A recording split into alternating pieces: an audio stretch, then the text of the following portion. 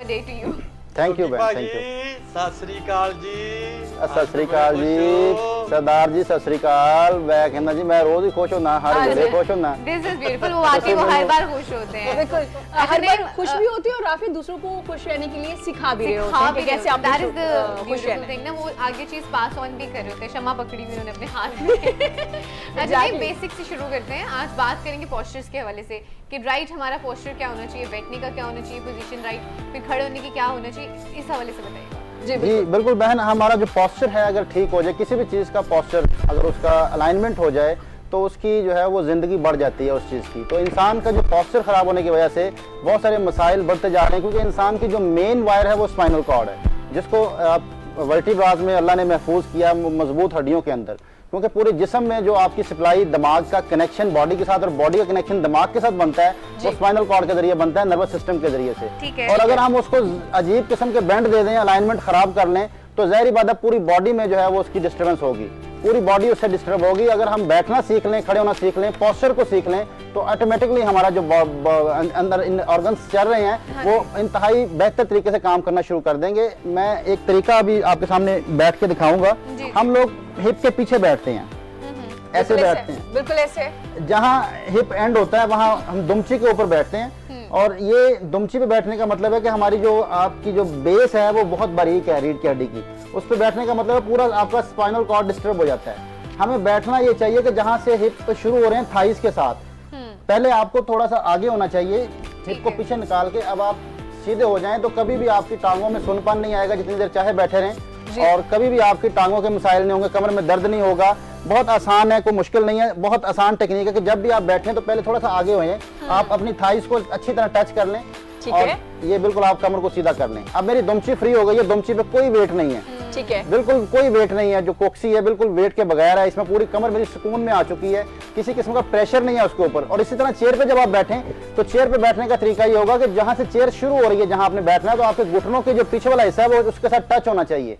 ठीक है, उसके साथ जब टच हो जाए तो आप बिल्कुल जो एंड है चेयर का, जहाँ पे बैक आपकी टच होनी है, वहां आपकी जो है वो कॉक्सी जाके टच होगी और आप बिल्कुल थाइस के ऊपर बैठ जाएंगे। जितना हम चेयर से आगे आएंगे, जितना चेयर से आगे आएंगे बैठने में, उतना ही आपकी स्टेबिलिटी खराब होगी और आपकी जो कॉक्सी है वो बिल्कुल ऐसे गोल हो जाएगी, जिसकी ज्यादातर लोगों को प्रॉब्लम कॉक्सी के आजकल बढ़ते जा रहे हैं, ठीक है ना। और कॉक्सी की वजह से ही जो है वो पूरी कमर में है आपके दर्द शुरू हो जाता है, पूरी कमर आपकी खिंच जाती है, खिंचाव आ जाता है, और इसी से फिर एंकलोजिंग स्पॉन्डिलाइटिस की तरफ चले जाते हैं इंसान, कि आपके जो मोहरे हैं उनके ऊपर स्वेलिंग आना शुरू हो जाती है। नहीं माँ, बड़े खूबसूरत अंदाज में बैठने का तरीकाकार हमें बता रहे हैं कि ये पोजीशन होनी चाहिए, लेकिन मैं पूछना चाहूंगी अब इतने अरसे से हमारे बैठने की जो पोजीशन है वो खराब हो चुकी है। अब एक वक्त में अगर फौरन आप यूं बैठेंगे 2 या 3 मिनट हार्डली, उसके बाद आप थक जाएंगे, आपके पेन स्टार्ट हो जाएगा इस तरह बैठने से, क्योंकि हम यूज्ड टू नहीं है। तो स्टार्ट में क्या करना चाहिए कि आप ऐसा ऐसा इसके यूज्ड टू भी हो जाए? इसकी बहुत आसान मश्क है, मैं आपके सामने पेश करता हूँ।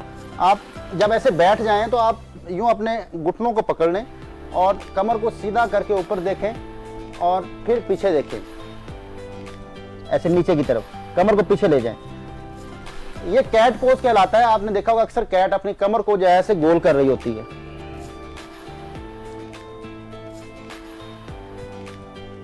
इस आप एक्सरसाइज को करते रहें, चंद दिनों के बाद आपकी कमर में जो है वो सीधा रहने की कैपेसिटी आ जाएगी, आपको थकावट नहीं होगी। इससे आपकी कमर में फ्लेक्सिबिलिटी बढ़ जाएगी, आपके मोहरों पे जो स्वेलिंग है वो कम होना शुरू हो जाएगी। ठीक है, ऑलराइट। तो ये बैठे बैठे आप चेयर पे कर सकते हैं। ओरिजिनल भी मैं इसको करना चाहूंगा। जो ओरिजिनल कैट पोज है वो कुछ कैट पोजीशन में जाके होता है, वो भी आप समझ लें। किसी को अगर कमर में दर्द हो तो ये बहुत बेहतरीन पोज है। आप सांस लेते हुए कमर को अंदर दबाएं और ऊपर देखें, कमर को अंदर दबाएं और ऊपर देखें, राइट। और जब सांस निकालें तो कमर को ऊपर उठा लें और नीचे देखें। ठीक है, आपने देखा होगा अक्सर कैट ऐसे करती है। बिल्कुल, थोड़ी देर रुकना है। ये बहुत बेहतरीन मर्जरे आसन कहते हैं इसको, बहुत बेहतरीन पोज है ये। कमर के जो पेशेंट्स हैं जिनकी कमर में स्टिफनेस बहुत बढ़ चुकी है, वो इस पोज को जरूर करें। इससे उनकी कमर में फ्लेक्सिबिलिटी आएगी और उनको बैठना, उठना, खड़े होना आराम से पॉसिबल हो सकेगा।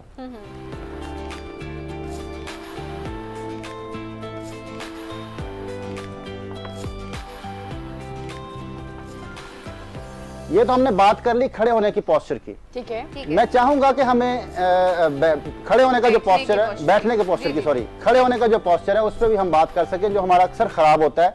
खड़े होने के जो पोस्चर है, हम एड़ी के ऊपर खड़े होते हैं। पाँव की अगर आप शेप को देखें तो आपका पाँव पीछे से बारीक है, आगे से आपका जो है पाँव वो चौड़ा है। तो आपकी जो सपोर्ट अल्लाह ताला ने बॉडी को दी है वो फ्रंट साइड पे दी है। हमें पीछे की तरफ झुक के नहीं खड़ा होना चाहिए, उससे हमारी जो जीरो ग्रेविटी का जो प्रॉब्लम आता है। हमें खड़े होना चाहिए जीरो ग्रेविटी के ऊपर। जी ठीक है। इसमें आपका जो पोजीशन, अगर मैं जितना पीछे जाऊंगा, आम रूटीन में हम ऐसे खड़े होते हैं। ठीक है। आम रूटीन में हमारे खड़े होने का पोजीशन ये होती है कि हमारा सीना जो है वो पीछे से जमीन खींचती है, ग्रेविटी इसको खींचती है, तो ये प्रेशर आता है आपकी लोअर बैक पे। ठीक है। इसी वजह से लोगों को कमर में दर्द है। हाँ। इसी वजह से कमर में दर्द है। और अगर आप ये इसको थोड़ा सा ठीक कर लें कि अपनी बॉडी को सीधा कर लें। अब मेरा बिल्कुल आप देखेंगे बैक सीधी है, बिल्कुल मेरा वेट आगे की तरफ है, टोज की तरफ है। तो ये जो है टोज की तरफ वेट रखने से आप जीरो ग्रेविटी पे आ जाते हैं। अब ग्रेविटी आप पे ऊपर काम नहीं कर पा रही, आपकी सपोर्ट की तरफ, आप जो आपको अल्लाह ने सपोर्ट दी है बॉडी के साथ, आप सपोर्ट पे बैठो। आप मतलब आगे की तरफ थोड़ा झुकेंगे? नहीं, बॉडी को नहीं झुकाएंगे, पूरे अच्छा, ठीक पैर है। पे वजन डालेंगे। आप अपना वेट अपने टोज की तरफ ले जाएंगे। ओके ठीक है। पूरी बॉडी को आगे लेके जाएंगे, यूं झुकना नहीं है। ठीक है। बॉडी सीधी रखते हुए एंकल जॉइंट यूज होंगे, पाँव के जोड़, जो टखने के जोड़ है, आप उस पोजीशन को थोड़ा सा आगे ले जाएंगे। अब ये तरीके से अगर आप खड़े होते हैं तो आपके पूरे बैक मसल स्ट्रेच हो जाते हैं और इसमें ब्लड सर्कुलेशन रुकती नहीं है। हमेशा हमें खड़े होने ऐसे होना चाहिए, तो कभी आपको खड़े होने से थकावट नहीं होगी। जितने लोग खड़े होकर काम करते हैं उनकी बैक का प्रॉब्लम बहुत ज्यादा है, क्योंकि एड़ी पे खड़े होते हैं। ठीक है। ऐसे अब देखें, जितना मेरा सीना पीछे चला गया है, बैक, अपर बैक, अब वो ग्रेविटी उसको खींच रही है। जैसे हम हाथ को यहाँ रोक लें, कितनी देर रोक सकते हैं? जी नहीं रोक सकते, ग्रेविटी काम कर रही है, बिल्कुल, जिसकी वजह से ये थक जाएगा। बिल्कुल। तो बॉडी को हम जीरो ग्रेविटी पे लेके जाएं तो हमें खड़े होना आसान हो जाएगा, बिल्कुल सीधा। राइट। वेट आपका टोज की तरफ आ जाएगा। ठीक हो गया, ठीक है। अच्छा, एक बुढ़ापे में जाके कंडीशन ऐसी आ जाती है, मुझे भी एग्जैक्टली इस कंडीशन का नाम नहीं आ रहा, कमर जिसमें आपकी निकल जाती है, तो वो किसकी वजह से होती है? क्या स्पेसिफिक हमारे पोस्चर से ही नहीं होता इस वजह से? अगर आपको मेरी बात की समझ आ अच्छा, इसको मैं थोड़ा आसान वर्जन को निकल होगा। हाँ जी बिल्कुल। उसमें बहुत सारी जो बड़ी वजह है वो हमारा जो है बैठने का पोस्चर ही है। देखें, उसमें हम जब भी कोई चीज पढ़ते हैं या मोबाइल को देखते हैं या लैपटॉप को देखते हैं तो हम यूं झुक के देखते हैं, बिल्कुल ऐसे, इस पोजीशन में। किताब भी पढ़ते हैं तो ऐसे पढ़ते हैं। इसको हम आजिज़ी समझते हैं। ठीक है। ऐसे झुक के बैठने को हम आजिज़ी समझते हैं, बजाय ये आजिज़ी के आपके अंदर जो है वो अजीब किस्म की प्रॉब्लम्स बढ़ जाती हैं। हमें जो है वो आजिज़ी ये है कि आप अपने आंखों को झुकाएं, अपनी बॉडी को चेहरा सीधा रखें, अपनी आंखों को नीचे रखें। और आप अगर बेहतर है कि आप इसको यूं पढ़ लें, आपका टेबल यहाँ होना चाहिए। अगर आप किसी भी लैपटॉप को आप देख रहे हैं तो आपका टेबल यहाँ नहीं होना चाहिए, आपका टेबल लैपटॉप का यहाँ होना चाहिए। तो आपका पोस्चर ऑटोमेटिकली सीधा हो जाएगा। ठीक हो गया, ठीक है। जैसे ही आप इस पोजीशन में आएंगे आपका जो कुबड़ापन है वो खत्म हो जाएगा। और इसकी एक एक्सरसाइज है, वो मैं जरूर करना चाहूंगा कि अगर जिसको जो है ड्रॉप शोल्डर हो चुके हैं, जिनके कुब आ गया है, तो उसके लिए बड़ा आसान है कि वो आराम से अपने दोनों हाथ यहाँ रखे शोल्डर्स के ऊपर, ठीक है, और हल्का हल्का पीछे खींचना शुरू करें एल्बोस को। ओके। यार कड़ाके निकले यार। बहुत आराम से कमर सीधी रखते हुए बहुत आराम से इसको जो है वो स्ट्रेच करें और यहाँ रुके। ओके, ठीक है। थोड़ी देर के लिए यहाँ स्टे करना है, ठीक है, फिर वापस। और दूसरी एक्सरसाइज इसकी ये होगी कि आप दोनों एल्बोस को मिलाते हुए ऊपर की तरफ घुमाइए, पीछे की तरफ। अच्छा, अक्सर लोग जो हैं वो शोल्डर आगे की तरफ भी घुमाते हैं। आगे की तरफ शोल्डर घुमाने से ड्रॉप शोल्डर का प्रॉब्लम आ सकता है, इसलिए हमेशा शोल्डर्स को स्ट्रेच पीछे की तरफ ही करना चाहिए ताकि ड्रॉप शोल्डर ना हो। और इसका दूसरा फायदा ये होगा कि अगर आपको थकावट आ जाती है अपर बैक पे, तो ये एक्सरसाइज करने से अपर बैक की थकावट भी खत्म हो जाती है। अच्छा, स्ट्रेचिंग के कितने फ़वायद हैं ना, और हम मतलब नॉर्मली उसको ले ही नहीं होते डेली बेस पे। हमें इसको करना चाहिए स्ट्रेचिंग को, कि छोटे छोटे स्ट्रेचेस करने से आपको कितना मेजर इफेक्ट आ रहा होता है। अब एक छोटी सी एक्सरसाइज अभी नईम ने बताई है, लेकिन उसका इफेक्ट इतना मेजर है कि आपकी जो ड्रॉप शोल्डर है वो उससे खत्म हो जाएगी। So this is a really good thing. अच्छा, स्ट्रेचिंग के हवाले से नईम बता दीजिएगा कि और कौन सी टाइप्स होती हैं, कौन कौन सी स्ट्रेचेस अगर हम डेली बेस पे करें तो हमें बहुत सारी बीमारियों से कह लें कि जो हमारी जोड़ों के प्रॉब्लम्स हैं उनसे हमें बचाएगी। बिल्कुल, जैसे आपने अभी स्ट्रेचिंग की बहुत अच्छी बात की कि कितनी अहमियत है स्ट्रेचिंग की। मैं इसको ले जाता हूँ नेचर के पास, कि आप जितने भी परिंदों को देख लें, जितने भी जानवरों को देख लें, सुबह उठ के सबसे पहले स्ट्रेच करते हैं, अपनी बॉडी को स्ट्रेच करते हैं। सिर्फ एक इंसान है जो सुबह उठते ही उसको काम पे जाने की जल्दी होती है और वो फौरन निकल नहीं करता है, बॉडी को स्ट्रेच नहीं करता, स्ट्रेच करने के बगैर ही निकल पड़ता है, क्योंकि आपकी जितने स्टिफनेस है वो बैक पे आती है। ठीक है। आपकी टांगों के पीछे स्टिफनेस आती है, back muscles, lower back, upper back, ये स्टिफ हो जाते हैं लेटे रहने की वजह से, क्योंकि बैक की सर्कुलेशन मैनुअल है। ठीक है। बैक की सर्कुलेशन जो है वो मैनुअल है, वो दिल की तरफ सप्लाई पीछे से जाती है, इसीलिए फ्रंट साइड पे स्टिफनेस नहीं आती, दिल सही काम करता है, दिल अपना खून भेजता रहता है नीचे की तरफ। नीचे से जो सप्लाई है वो पिंडलियों के जरिए से होती है, पिंडलियों के जरिए से आपकी अपर बैक से होते हुए हार्ट की तरफ सप्लाई आती है, जिसको जो है वो दिल की मावनत कहा जाता है। कि ये जो बैक मसल्स की स्ट्रेचेस हैं, फॉरवर्ड बेंड जितने भी हैं, ये आपके दिल की मावनत करते हैं, दिल की तरफ सप्लाई को बढ़ाते हैं। और आज जितने भी प्रॉब्लम दिल के हैं वो अंजाइना पेन की वजह से हैं। अंजाइना पेन जो है वो यही है कि आपके हार्ट की तरफ ब्लड सप्लाई स्लो हो जाती है। हार्ट की तरफ ब्लड सप्लाई स्लो होने का मतलब है कि आपको किसी भी टाइम खुदा न खास्ता हार्ट अटैक आ सकता है। तो दिल की तरफ सप्लाई बढ़ानी है अगर आपने, तो आपको एक बहुत ही लाइट स्ट्रेच बताता हूं जो करते रहा करें। आप सुबह उठ के बिस्तर पे लेटे रहें और उठने से पहले आप सिर्फ 5 मिनट के लिए वो स्ट्रेच कर लें, आपके दिल की तरफ सप्लाई भी बेहतर हो जाएगी और आपके जो बैक मसल स्टिफ होते हैं, सुबह उठ के खड़ा होना मुश्किल हो जाता है या झुकना मुश्किल हो जाता है, तो उसके लिए बहुत कारआमद साबित होगा। आप बिल्कुल आराम से लेग सीधी कर लें, मैं बैठ के करूंगा, आप लेट के भी कर सकते हैं। अरे ग्रेट, कितना मार्जिन है ना कि आपको कोई जिम जाने की जरूरत है, अपने घर पे भी अपने कर सकते पैरों को आगे खींचिए, फिर पीछे खींचिए। ऑलराइट, 1 सेकंड के लिए आप रोकें, 1 सेकंड पीछे की तरफ। ठीक है। अब ये योगा ये कहता है कि आपके जो 2 दिल हैं ये पिंडलियां हैं, ये आपका दिल सप्लाई नीचे लेके आता है, ये दोनों पिंडलियां दिल की मावनत करती हैं, इनकी एक्सरसाइज जितनी होगी उतनी दिल की तरफ सप्लाई बेहतर हो जाएगी। तो ये बहुत सिंपल है। अगर कभी आपको बैठे बैठे कुर्सी पे बैठ के भी थकावट हो रही तो आप ये पाँव ऊपर नीचे कर सकते हैं बैठे बैठे, आपको फौरन जो है बैठने की थकावट खत्म हो जाएगी। ठीक, कोई मुश्किल नहीं है। आपको जिंदगी में रूटीन में रहते हुए योग करना है, योग आपको अलग से कहीं पे लेके नहीं जाता, योग 24 घंटे आपके साथ है, किसी भी टाइम आप कर सकते हैं। Exactly. और जिस तरह से हाँ। हमारे यहाँ हार्ट प्रॉब्लम्स बहुत ज्यादा बढ़ गई हैं, it is the second major cause of death in Pakistan. तो ये चीज जो बहुत ज्यादा हेल्प आउट कर सकती है, अगर आप डेली बेस पे स्ट्रेचेस शुरू कर दें और अपनी से जिंदगी का हिस्सा बना लें, तो आप हार्ट अटैक से किस हद तक बच सकते हैं ना। और दूसरी बात ये है कि ये इतनी आसान एक्सरसाइज, एक तो ये जो लोगों का कॉन्सेप्ट बना है कि जो योगा है वो पता नहीं क्या क्या स्ट्रेच करना पड़ता है, आप बेसिक पहले सीख लीजिए, आप घरों में भी स्टार्ट कर लीजिए, अब बहुत सी चीजों से बच जाते हैं। और फिर लोगों को लगता है पहले पूरा माहौल क्रिएट करना पड़ेगा योगा के लिए ना, अच्छा मैट बिछाओ, माहौल ऐसा बनाओ, बैठो, सोचो, माइंड बनाओ, लेकिन स्टार्टेड फ्रॉम एनीवेयर। जैसे अगर आप कुर्सी पे बैठे हैं या प्लेटे पे हुए हैं, इफ यू फीलिंग टायर्ड, तो थोड़ी सी स्ट्रेचेस करें, जैसे अभी नईम ने बताया। ਕੁੜੀਆਂ ਨੂੰ ਬਾਹਰ ਨਹੀਂ ਬਹੁਤਾ ਨਿਕਲਣ ਦਿੱਤਾ ਜਾਂਦਾ ਹੈਗਾ, ਔਰ ਜੀ ਪਾਰਕ 'ਚ ਨਹੀਂ ਜਾਣਾ, ਉੱਥੇ ਮੁੰਡੇ ਹੁੰਦੇ ਨੇ, ਛੇੜਖਾਨੀ ਹੁੰਦੀ ਏ।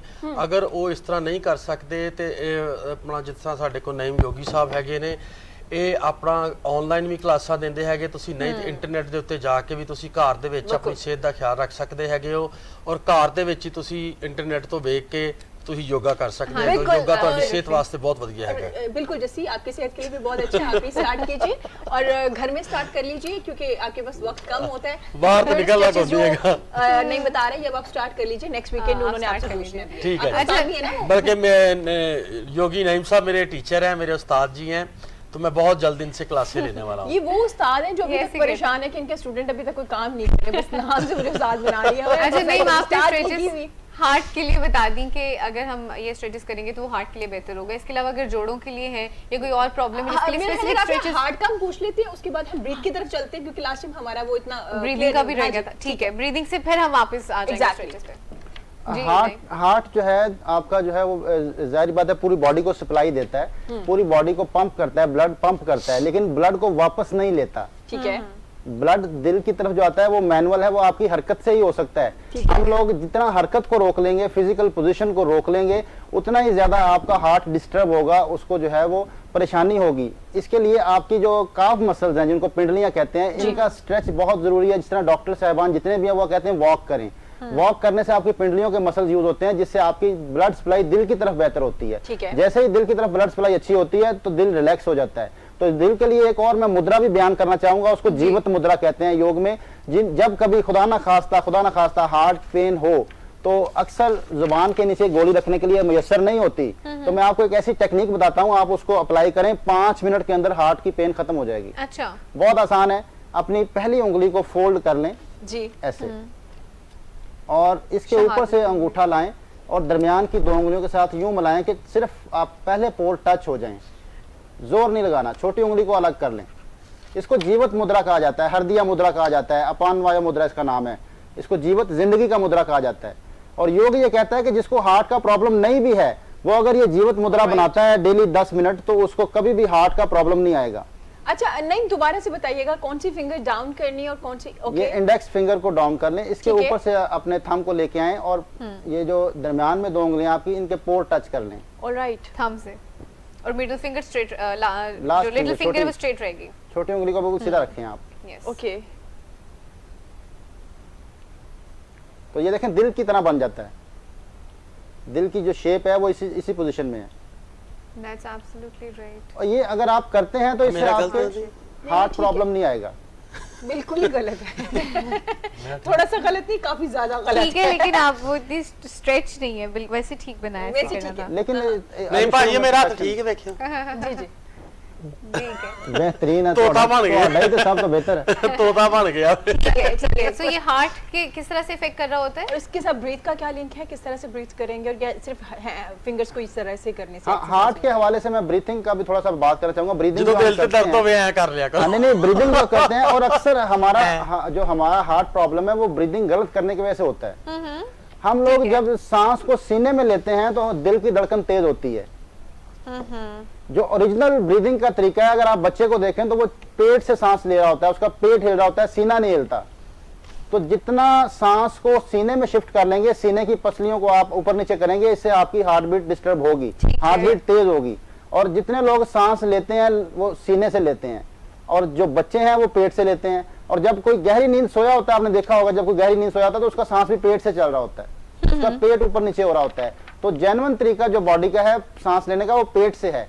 ये सीने पे शिफ्ट इसलिए होता है कि हमारी सोचें इतनी तेज हो गई हैं, हम दिमागी तौर पे इतने मसरूफ हो चुके हैं कि हमारा सांस लेने का जो है वो वक्त नहीं है। सांस को हमने कभी लिया नहीं, सांस की तरफ हमने तवज्जो नहीं दी हमने। तो सांस हम लेते नहीं है। सांस को लेने का सही तरीका ये होगा कि आपका पेट हिले सिर्फ। मैं भी आपके सामने पेश करूंगा कि मेरे देखिएगा सीने पे हरकत नहीं आएगी।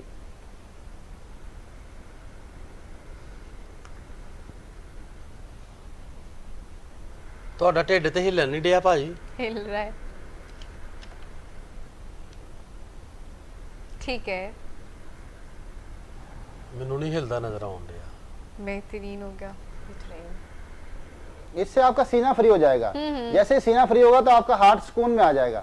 तो हार्ट के इर्द गिर्द के जितने मसल्स हैं उनको रिलैक्स रखिए, ताकि आपके हार्ट में कभी प्रॉब्लम ना आए। हार्ट बीट तेज होने से आप डिस्टर्ब होते हैं। हार्ट बीट तेज होने से आपकी बॉडी में डिस्टर्बेंस आती है, हाई ब्लड प्रेशर होता है, हाइपरटेंशन होता है। जितने भी लोगों को ब्लड प्रेशर का इशू है वो इसी वजह से कि हार्ट बीट बैलेंस नहीं होती, उनकी हार्ट बीट कंट्रोल में नहीं रहती। और अक्सर जब हम पहाड़ी इलाकों में जाते हैं, जब हम हाइकिंग कर रहे होते हैं, तो उस वक्त लोगों को वोमिटिंग इसलिए होती है कि वो सांस सीने से ले रहे होते हैं। अच्छा, और हार्ट बीट तेज हो जाती है, हार्ट बीट तेज हो जाती है।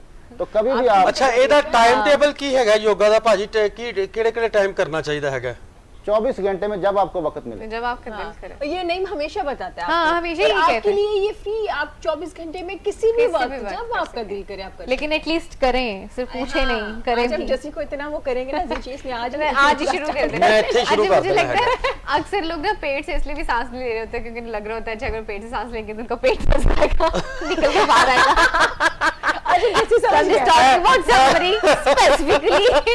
जिसको मैं कह रही हूँ समझ आ रही है। मैंने कहन दी है कि मैं आप ही मान जाना है।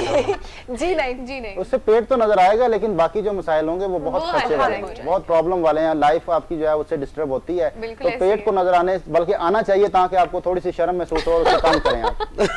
अगर पेट क्या नजर बात आएगा की है ना। तो फिर ही थोड़ी शर्म आएगी ना। आज मुझे लग रहा है वाकई वर्ल्ड योगा डे नहीं हुण मैं योगा शुरू कर ही देना बाजी कुछ भी हो नवाज जाए के कहते हैं। कुछ भी हो जाए मैं योगा शुरू कर ही देना एग्जैक्टली देखिए। चलिए नहीं, अब पेट की बात हुई है तो जैसी कि दिली ख्वाहिश है कि उनका पेट कम हो जाए, लेकिन आप बैठे बैठे करें। हो जाए, लेकिन थोड़ी सी आप आसान सी एक्सरसाइज बता दें जिससे इन्हें इतना ਉਹ ਵੇਖੋ ਨਾ ਪਿੱਛੇ ਉਹ ਕੀ ਕਰਨ ਡਿਆ ਹੈਗਾ ਇਦਾਂ ਮੇਰੇ ਕੋਲ ਨਹੀਂ ਹੋਣਾ नहीं ऐसा कब कहा ऐसा आपने? योगा करना नहीं है। आते। ਹਾਂ ਜੱਸੀ ਭਾਜੀ ਤੁਹਾਨੂੰ ਅਸੀਂ ਬੈਠਣ ਤੋਂ ਵੀ ਆਸਾਨ ਟ੍ਰਿਕ ਦੱਸਦੇ ਹਾਂ, ਲੇਟ ਕੇ ਵੀ ਪੇਟ ਘਟ ਜਾਂਦਾ ਹੈ। हाय, अच्छा। कैसे कैसे बिल्कुल बताएं बताएं। हाँ। अगर भी कर curious दस्यो हो रही है दस्यो इसलिए। जस्सी भाजी ਤੁਹਾਨੂੰ ਤੋਹਫਾ ਤਾਂ ਦੇਣ ਲੱਗੇ हैं। वाह जी वाह क्या तोहफा ले बात लो। ऐसे लेट जाएं, ठीक है जी लेग्स फोल्ड कर लें, अच्छा फोल्ड कर लें, लेग जैसे फोल्ड रहे, ठीक है अच्छा। सीधी नहीं करनी, ठीक है, दोनों बाजू अपने पीछे की तरफ ऐसे स्ट्रेच कर लें। जी सर जैसे ठीक है। स्ट्रेच करेंगे आपके अपर पेट के ऊपर स्ट्रेच आ जाएगा। स्ट्रेच जी, जी। बिल्कुल ठीक है, मसल स्ट्रेच हो गए। ठीक है। अब आपने करना क्या है कि देखें, फैट का फार्मूला पता क्या है? ऑक्सीजन कम हो जाती है, कार्बन बढ़ जाती है, ठीक है,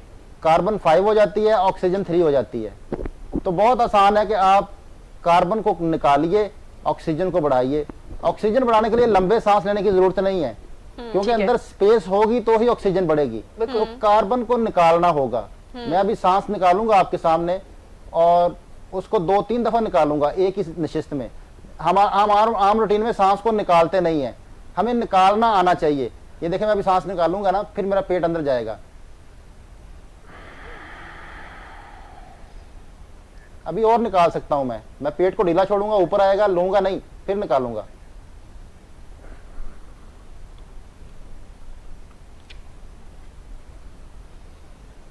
सांस निकाल के रुकना है, सांस निकाल के रुक जाए।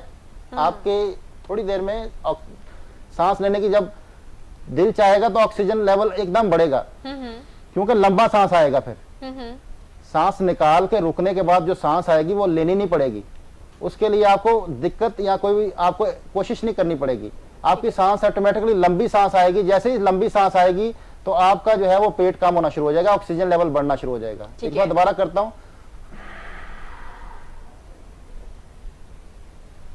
पेट को दबाएंगे, सांस निकालेंगे। ठीक है। जैसे देखने से पेट कम नहीं होगा, करना पड़ेगा एग्जैक्टली। अच्छा नहीं भाजी, लेटिया लेटे ये भी दसो कि रोटी खा के योगा करना चाहिए या निर्णय कालजे करना चाहिए? रोटी के बगैर, रोटी के बगैर खाली पेट। तो ये आप जब सांस को निकाल के रुकेंगे ना, सांस को निकाल के रुकने से आपका स्टेमिना भी बढ़ जाएगा। जिन लोगों का लंग्स का प्रॉब्लम है, वो कहते हैं हमें सीढ़ियां चढ़ते सांस फूलता है, वॉक करते सांस फूलता है, या हमारा स्टेमिना नहीं है, कोई भी मतलब सांस बात करते करते सांस फूल जाता है, तो सांस अंदर लेके रोकना बहुत बड़ी गलत बात है। बहुत सारे लोग जो है वो योगी हजरात, बहुत सारे जो है वो सांस कहते हैं और लें और लें और लें, सांस को लेने की प्रैक्टिस कराते रहते हैं। मैं ये पूछता हूँ कि जब बर्तन में जगह ही नहीं है तो उसमें और कैसे चीज डालें? निकालेंगे भी तो सही ना, तो अंदर से कार्बन निकालिए, ऑक्सीजन खुद जाएगी। और सांस लेना आपके कंट्रोल में नहीं है, वो तो अता है उसकी, दे दे तो दे दे, ना भी दे तो उसकी मर्जी है। तो सांस आप अपनी मर्जी से ले ही नहीं सकते, आपके जिम्मे सांस निकालना है। योग हमेशा सांस निकालने की बात करता है कि आप खाली करिए, आपके जिम्मे खाली करना है, बर्तन को खाली करना है, तो ऑटोमेटिकली जो है वो नेचर आपको सांस देगी, ऑक्सीजन लेवल बढ़ जाएगा। ठीक है, हमने सिर्फ खाली करना है और नेचर आपको खुद ही सांस देगी। एग्जैक्टली। बहुत शुक्रिया Naeem, thank you so much. आज तो बहुत मजा आया, क्योंकि आज जो बेसिक्स चीजें हैं जो सबको जानना जरूरी है, उसके बारे में हमने बात की डेफिनेटली। और बात करेंगे हमने योगा वर्ल्ड योगा डे के हवाले से भी बात की।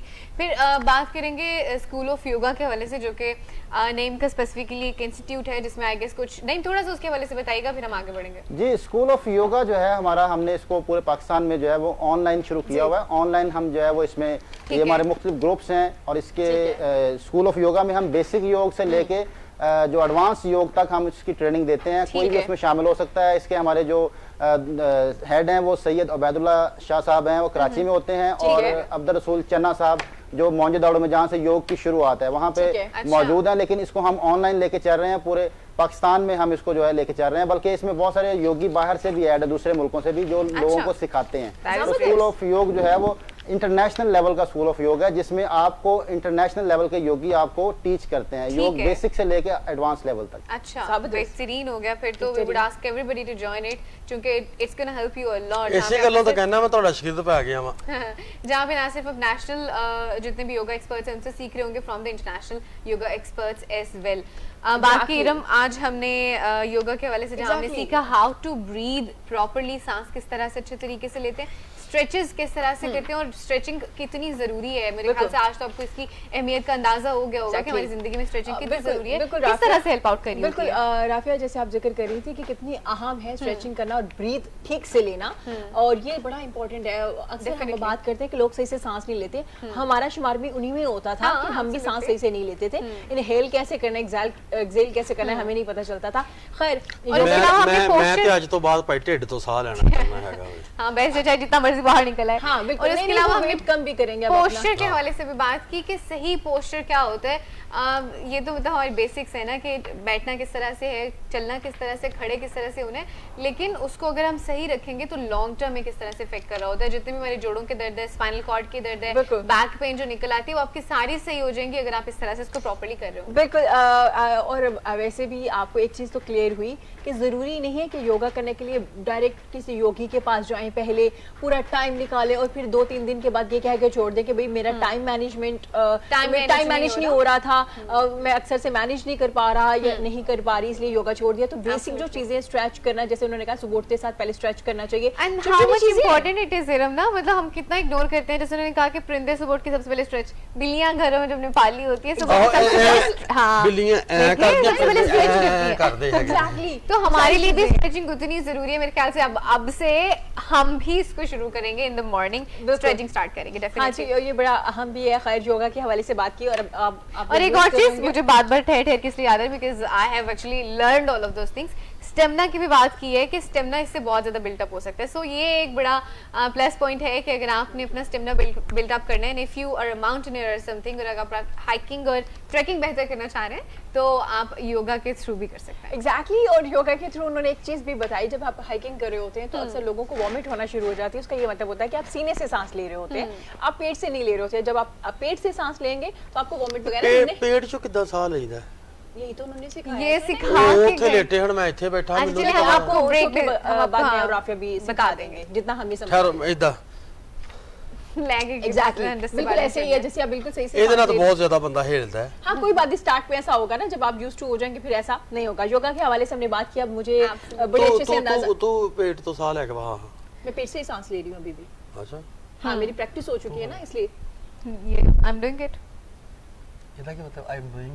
मैं करन दी है जिसकी बात। ओ खैर अंग्रेजी होनी चाहिए। बल्ले बल्ले बल्ले बल्ले बल्ले जी। योगा तो हो गया, हमने आपको जितना पॉसिबल था सिखाया। नेक्स्ट एपिसोड जो हमारा होगा मंडे को होगा, जिसमें वो मजीद चीजें भी आपको सिखाई जाएंगी। मुझे आज के एपिसोड में बहुत मजा आया, बिकॉज कितने दिनों के बाद, जो कि पिछली बार हमारा कुछ कनेक्शन का इशू हो गया था, कितने दिनों के बाद आज हमने मेजर चीजें सीखी हैं। एग्जैक्टली।